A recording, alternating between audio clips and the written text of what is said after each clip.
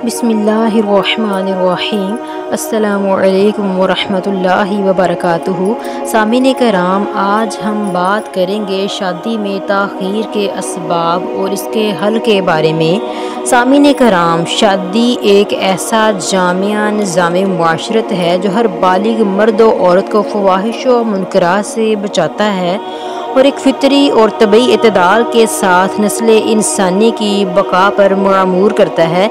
इस मामले में दोनों इंतहाओं में गुरेज ही इसकी कामयाबी का ज़रिया है। तो शादी इतनी कम उम्री में कर दी जाए कि लड़का या लड़की अपनी ज़िम्मेदारियों और फ़राइज़ हकूक़ से ना आशना हो, और ना ही इसमें इतनी ताख़ीर की जाए कि इस उम्र में बढ़ते हुए इजाफे के साथ जज्बात व ख्वाहिशात में कमी देखने को मिले। सामीन कराम, शादी में ताख़ीर की वजह से नौजवान अपनी ज़िंदगी के सुनहरे साल तन्हा ख्वाहिशों के बोझ तले गुजार दें, और जब इज़्दिवाजी ज़िंदगी शुरू हो तो मुस्तक़बिल के अंदेशे और बढ़ती उम्र के मसाइल का सामना हो। सामीन कराम, शादी में ताख़ीर की वजूहात में से एक है बच्चों की तालीम के बोझ तले दबाकर शादी जैसे अहम फ़रीज़े में ताख़ीर एक दुरुस्त अमल नहीं। ख़ास कर लड़कियां जो मुआशी बोझ से आज़ाद हैं, इनके फ़र्ज़ की अदायगी में महज इसलिए ताख़ीर करना कि वो आला तालीम हासिल करके बरसरे रोज़गार हो जाएं, ठीक नहीं है।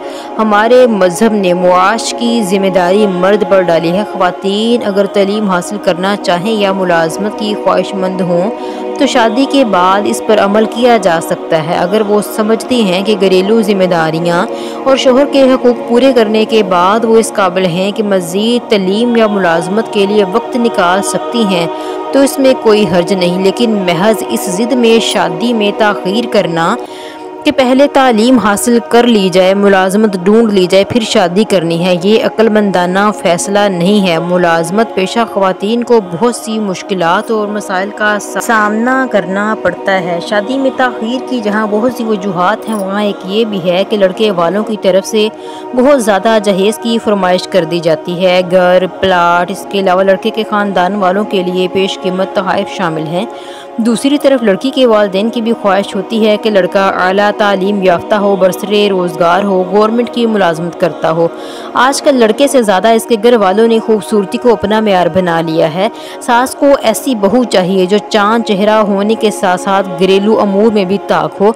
नंद को ऐसी भाभी चाहिए जिसको वो फ़खरिया तौर पर अपनी दोस्तों के सामने मुतारफ़ करवा सके, और लड़के को शो पीस चाहिए जिसको वो अपने दोस्तों में मुतारफ़ करवा सके। बेजा फरसूदा रसूमात ने भी शादियों को बहुत ज़्यादा महंगा बना दिया है।